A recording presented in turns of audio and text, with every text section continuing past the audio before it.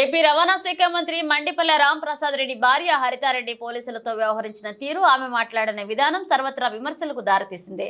రాయచోటిలో తనకు పోలీసులు ఎస్కార్ట్ గా రావాలని, పోలీసుల కోసం ఎంతసేపు వేచి చూడాలని ఆమె ఓ పోలీస్ అధికారిపై చిందులు తొక్కారు.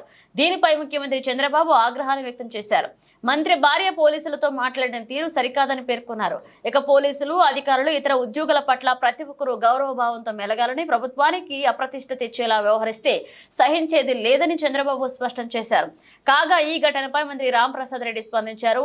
తన భార్య హరితారెడ్డి పోలీసులతో వ్యవహరించిన తీరు పట్ల ఆయన విచారం వ్యక్తం చేశారు. ఇలాంటి ఘటనలు మరొకసారి జరగకుండా చూసుకుంటామని హామీ ఇచ్చారు.